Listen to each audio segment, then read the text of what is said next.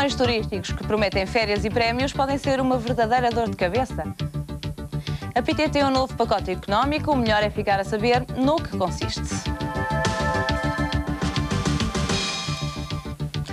Boa tarde. Um fim de semana na capital acabou da pior forma para uma consumidora do Porto. Ela tinha decidido ficar num hotel quando foi surpreendida por algo que nunca sequer lhe passou pela cabeça. Alguém entrou no quarto para roubar e ficou sem as joias e sem o dinheiro. Embora não sejam muito divulgados, os roubos em hotéis acontecem e mais vale prevenir e tomar algumas precauções. O tempo é de viagens, férias e os hotéis estão cheios. É também a altura do ano em que os roubos nestes locais são mais frequentes. Uma circunstância sempre desagradável e que pode colocar em rota de colisão hotel e cliente. Um fim de semana em Lisboa acabou da pior forma para esta portuense. Alojada num hotel de 4 estrelas, esta consumidora foi almoçar e deixou o que tinha de valor no quarto. Tinha 500 euros comigo, escondi o dinheiro e o ouro deixei ficar na casa de banho. Um telefonema reclamando a sua presença urgente no hotel interrompeu-lhe a refeição e veio a confrontá-la com uma realidade de que não estava de todo à espera. O gerente veio ter comigo, 2 polícias da Polícia Judiciária, pediram-me para subir para ir ao quarto. Vi a porta do quarto arrombada, estavam mesmo arrombado mesmo, forçado. As minhas coisas todas remexidas. Tinha escondido dinheiro, foram dar com o dinheiro. O ouro foi todo. Não, só me deixaram a aliança, mais nada. Além da queixa-crime, o caso está hoje em tribunal. A consumidora quer ser indemnizada. O hotel, através da sua seguradora, não assumiu a responsabilidade. As peças que mandavam comigo diariamente, acho que não havia necessidade de pedir o cofre. Confiei no hotel. E eles disseram que não se responsabilizavam pelos bens que me tinham roubado. Acho que devem se responsabilizar porque a porta estava arrombada. Nestes casos, do ponto de vista jurídico, a posição dos consumidores revela alguma fragilidade. Por uma questão de cautela, deveria ter declarado os valores e deveria ter guardado os valores no respectivo cofre, porque, como eu lhe disse, a prova do nexo de causalidade é muito complicada e, portanto, a quem é que será imputado este crime? De facto, existe um contrato de hospedagem, mas esse contrato de hospedagem, quando nós entramos no hotel, tem variedíssimas informações, designadamente a declaração de valores e a possibilidade de as pessoas porem esses valores, guardarem esses valores num cofre. Se não o fazem, se calhar há aqui uma falta de diligência do consumidor que deveria ter levado isso em consideração. Esta consumidora tem a vantagem de possuir uma testemunha, o que ajudará na prova dos valores que ficaram guardados no quarto, mas o caso é ainda de desfecho incerto. Por isso, mais vale prevenir e sempre que ficar numa unidade hoteleira, siga estes 2 princípios. Se levar valores, deve declará-los. O segundo, deve guardá-los no respectivo cofre do hotel ou no cofre do próprio quarto, porque se existir um roubo, aí será muito mais complicado ao hotel provar que não teve culpa, que esse facto não lhe é imputável. Conselhos a seguir para que melhor veja garantidos os seus direitos e os seus bens.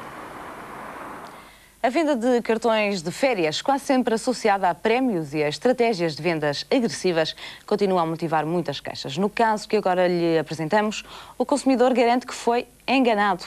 Comprou um cartão de férias depois de lhe terem garantido que em qualquer altura se poderia desvincular do contrato. A verdade é que mais tarde, quando o quis fazer, não o conseguiu. Propõem-se destinos tentadores, descontos especiais e umas férias de sonho, tudo associado à compra de um cartão que pode custar milhares de euros. De há muitos cartões de férias com descontos associados são uma proposta que várias empresas procuram vender. Como chamariz, há sempre um fim de semana gratuito, prémios e brindes associados. O convite pode surgir por telefone. Atraídos para um encontro ou reunião, os consumidores são confrontados com vendas agressivas em que o aliciamento é uma constante, recorrendo mesmo a propostas e argumentos que mais tarde se revelam falsos. António Moreira até estava consciente do tipo de venda e do produto em causa. Mesmo assim, considera-se enganado pelo Key Club. Fiz todas as perguntas que devia ter feito, ou seja, quanto é a entrada para o contrato, durante quanto tempo e se havia fidelização ou não. Penso que é uma parte muito importante, que é a entrada de um contrato e a saída do mesmo. disseram-me que não havia qualquer tipo de fidelização. Chegaram a dizer, com uma certa piada, que era quase como uma conta de aforro, porque a única penalização seria 20% daquilo que eu teria pago à data da rescisão do contrato. Portanto, isso poderia constituir, se eu quisesse, uma conta a aforro. Isso ficou bem claro? Perfeitamente. Perfeitamente. Não me restou qualquer dúvida. Aliás, fiz a pergunta 3 vezes. Não me ofereceu qualquer dúvida. A rescisão do contrato era uma coisa perfeitamente simples. Ao mesmo tempo, o consumidor celebrou um contrato de mútuo de 3.591 euros com uma entidade financeira. Passado cerca de um mês, António chegou à conclusão de que este sistema de férias não lhe servia. Quis rescindir o contrato, enviei para lá um fax e dirigi-me às instalações, portanto, fisicamente fui à relação de clientes, penso que é assim que se chama, e pedi para rescindir o contrato, ao que me recusaram terminantemente.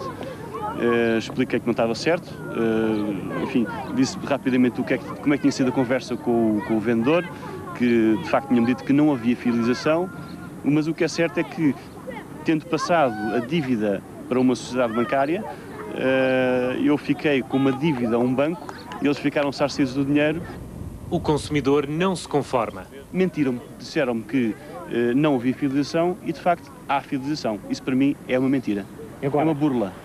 O Key Club, uma empresa do Grupo Palma, há muitos anos presente no mercado nacional, não quis conceder qualquer entrevista para esclarecimento deste caso. Por escrito, refere que o cliente não terá exercido o seu direito de resolução dentro do prazo legal. Ao mesmo tempo, nega usar técnicas agressivas nas vendas ou argumentos falsos. Um caso que aguarda uma solução judicial, sendo certo que as disparidades entre o anunciado pelos vendedores a quando da celebração dos contratos e realidade estão na base de muitas reclamações relacionadas com a venda de cartões de férias. Em causa está a forma de atuar de várias empresas do ramo. E é sobre estes cartões que vamos falar agora com Jorge Carvalho, que é assessor jurídico da Unidade de Mediação e Acompanhamento de Conflitos de Consumo, um gabinete criado pela Faculdade de Direito da Universidade Nova de Lisboa e pelo Instituto do Consumidor. Bem-vindo.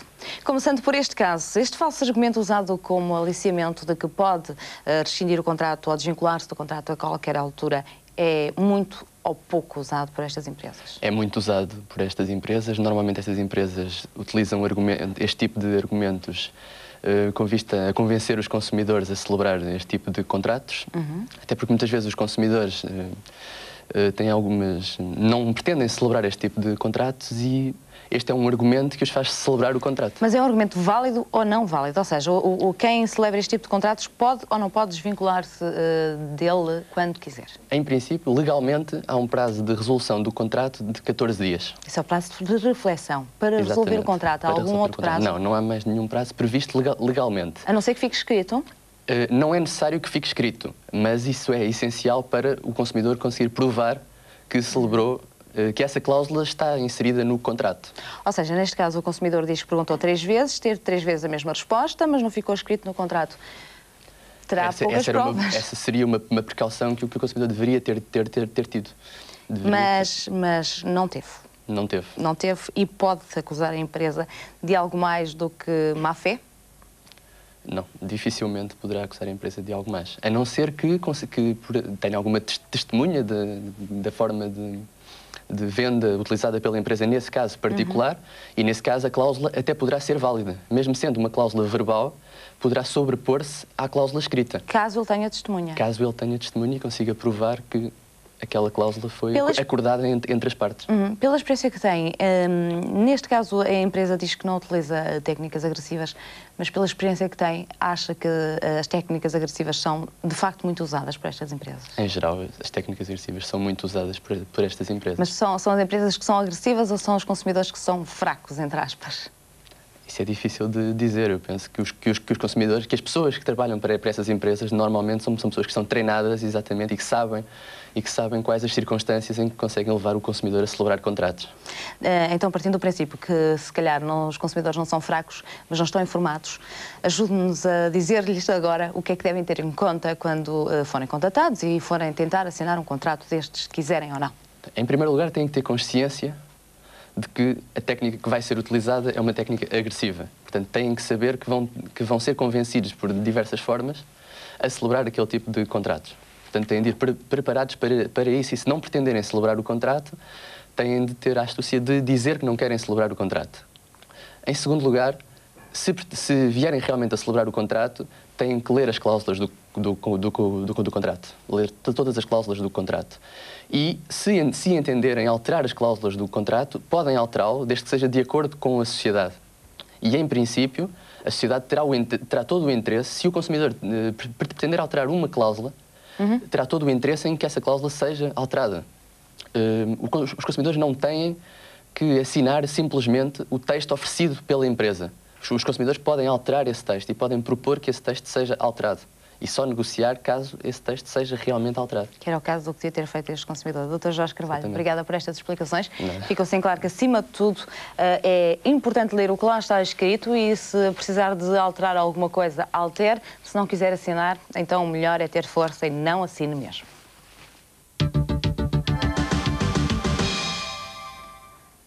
O antigo pacote económico da PT chegou ao fim.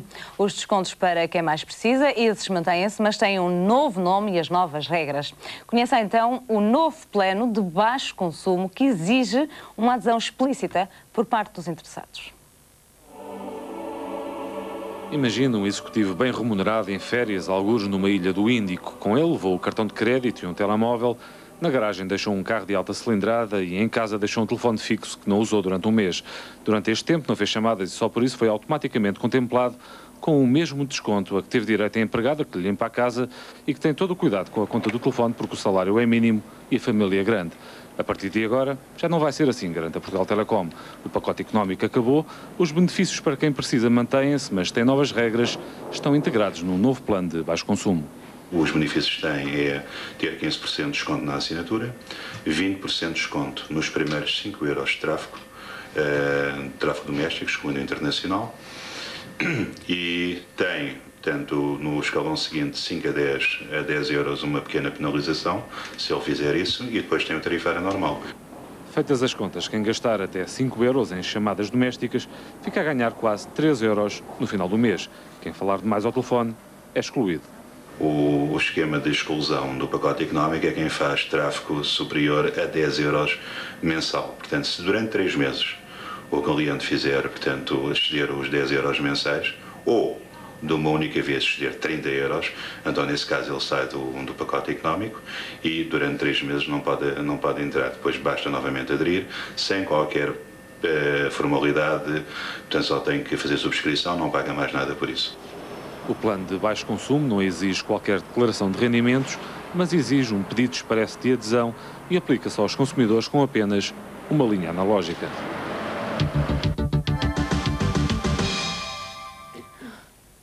Os portugueses fazem pouco uso do livro de reclamações, porque consideram que nem sequer vale a pena. Mas o certo é que todos temos o direito a reclamar e a ser bem atendidos.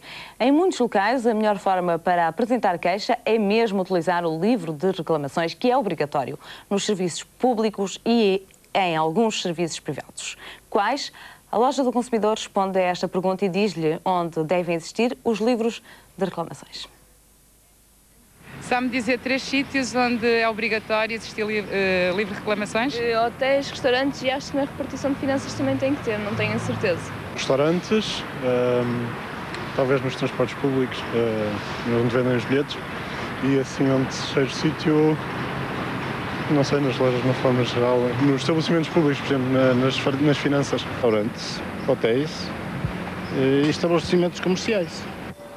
Fica agora a saber onde é que é obrigatório existir livro de reclamações. Na área de lazer e turismo, agências de viagens, empreendimentos com alojamento, animação turística, salas de bingo e restauração e bebidas. Na saúde e segurança social é obrigatório nas unidades privadas com internamento, tratamento de toxicodependência, exames e tratamentos médicos, clínicas e consultórios dentários, lares, centros de dia, creches e centros de tempos livres. No setor dos serviços é obrigatório o livro de reclamações nas escolas de condução, centros de exames de condução, centros de inspeção automóvel, agências funerárias e agências imobiliárias. Já alguma vez reclamou? Não, por acaso não. Não é que às vezes não tivesse vontade, mas não acredito muito neste sistema das reclamações. Só num restaurante. E reclamou? Reclamei. Tive alguma resposta? Não tive nada de resposta nenhuma. Alguma vez já reclamou? Já. E resultou? Não. Manda-se a reclamação, mas nunca contestaram a reclamação. Não, graças a Deus. Sabe que há livre de reclamações? Não. A maior parte dos portugueses não reclama porque acha que não vale a pena, mas não é bem assim. Uma reclamação bem fundamentada, feita no sítio certo, ou seja, no livro de reclamações, dá origem a uma fiscalização.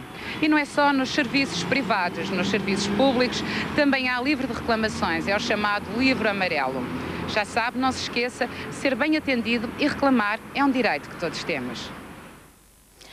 Por mail, por carta, pela internet, muitos são os casos que nos têm chegado. Já sabe que sempre que seja possível vamos tentar esclarecer as suas dúvidas ou encaminhar os casos para as instâncias adequadas. Hoje vamos tentar conseguir explicações e respostas para algumas destas questões com a ajuda da doutora Maria João Louro, jurista do Instituto do Consumidor. Bem-vinda. Vamos ter aqui 2 ou 3, até se calhar mais questões importantes para os nossos consumidores. Acabámos de falar sobre o livro de reclamações e vimos que as pessoas realmente não reclamam e acham que não vale a pena, mas também não sabem muitas vezes do que é que vão reclamar, nem estão informadas sobre isso e também não sabem. E há centros de informação no país para isso. Exatamente. Onde é que são esses centros? Ora bem,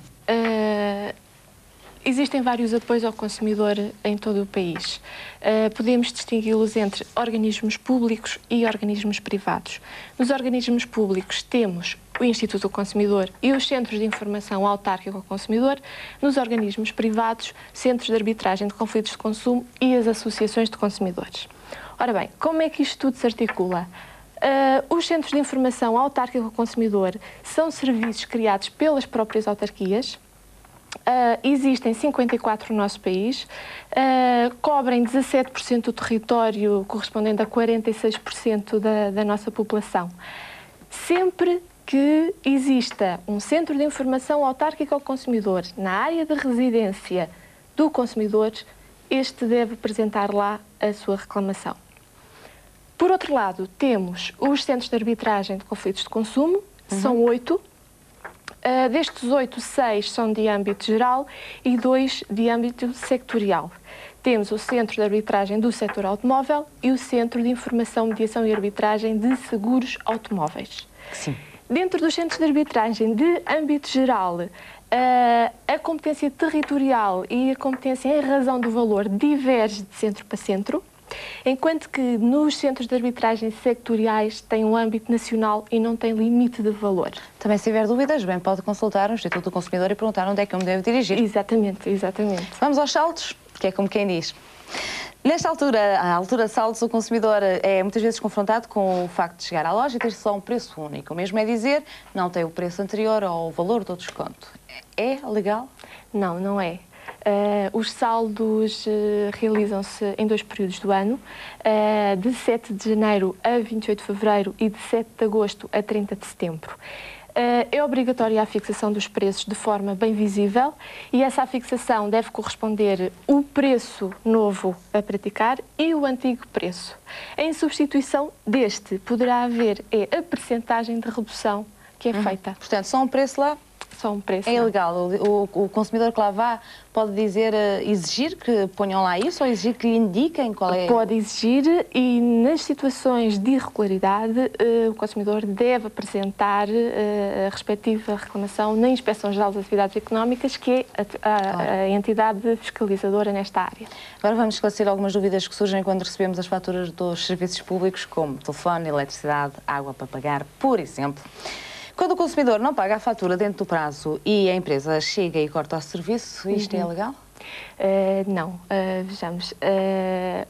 O consumidor, quando está em falha para com o pagamento, há motivo justificativo para a suspensão do serviço. No entanto, esta suspensão só pode ocorrer depois do consumidor ter sido advertido e com uma antecedência mínima de 8 dias. E esta advertência tem que ser por escrito. E tem que ser provada por parte da entidade que quer que o serviço seja pago.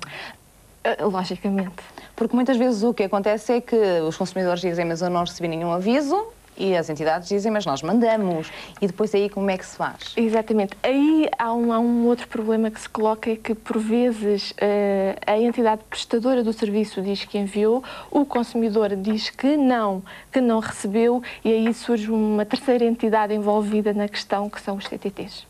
E quando, por exemplo, se recebe em agosto uma fatura de eletricidade referente a janeiro, o consumidor tem que pagar a fatura? Não tem, nessa situação não tem, porque o direito de exigir o pagamento da prestação de um serviço prescreve após 6 meses a sua prestação. Ou seja, janeiro, se recebe em agosto, já não, mas se recebesse em julho, tinha exatamente 6 meses para prescrever o direito a pedir que pague. Exatamente. Só me falta perguntar-lhe uma coisa que também acontece muito, que é o consumidor não concordar nada com o valor que vem na fatura e achar que é exagerado ou que não está nada adequado àquilo que ele gastou. Nomeadamente nos telefones.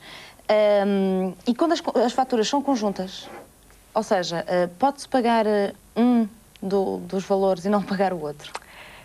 Aí nós temos em jogo duas realidades, que são serviços que poderão ser considerados serviços dissociáveis, que é o exemplo, nós temos na fatura do telefone as chamadas do telefone fixo e, por outro lado, as chamadas de valor acrescentado. Ora, estas chamadas de valor acrescentado é um serviço dissociável das restantes chamadas. Assim sendo, o consumidor tem o direito de proceder ao pagamento parcial da fatura e tendo a respectiva quitação, ou seja, o documento comprovativo do pagamento da fatura, também essa parcial. Mas imagine só, para terminarmos mesmo, que o consumidor paga, de facto, as chamadas normais, mas não paga as valor acrescentado, pode a entidade cortar e mandar o tal aviso? Não pode. Aí não pode, exatamente porque são serviços dissociáveis. Muito bem, doutora, acho que ficou bastante claro. Obrigada pela sua presença. Nada, obrigada. Aqui de vários assuntos que são importantes para o consumidor e que também fazem parte das dúvidas que nos têm chegado aqui à nossa loja.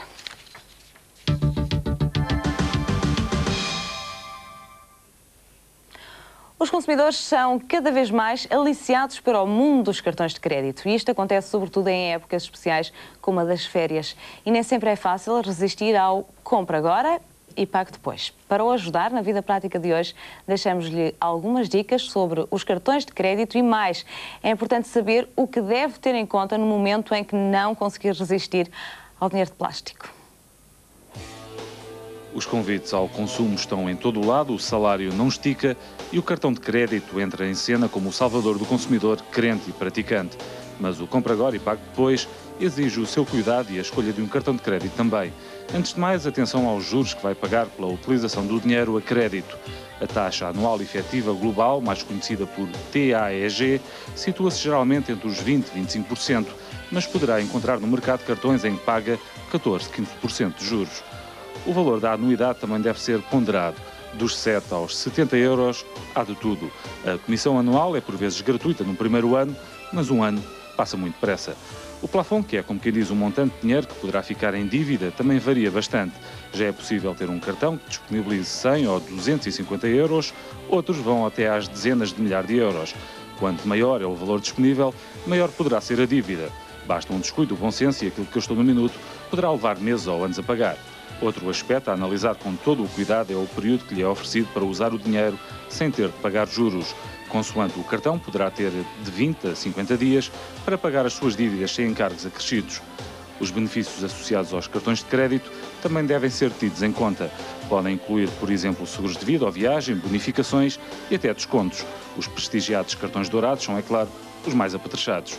Mas, seja ele qual for, do mais dourado ao mais clássico, deve sempre tomar conhecimento de todas as condições de utilização antes de aderir a um cartão de crédito.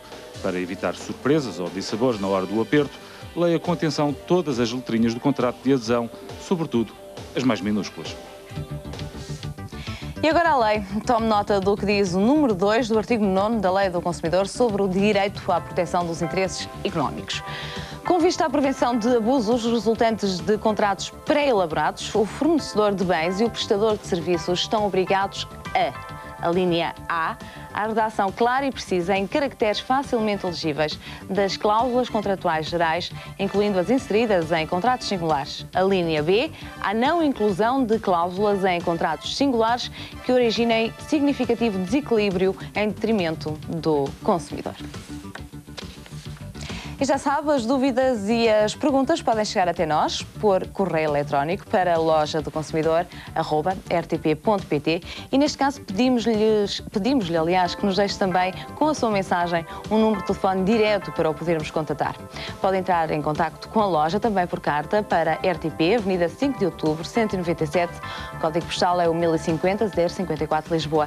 E também pode ou deve entrar no site www.rtp.pt, escolher o programa Loja do Consumidor e participar no nosso fórum sobre temas relacionados com o consumo. A loja fecha hoje as portas, nós regressamos na próxima semana e até lá não se esqueça, todos nós somos consumidores, todos nós temos deveres, mas também direitos. Defenda os seus. Boa tarde.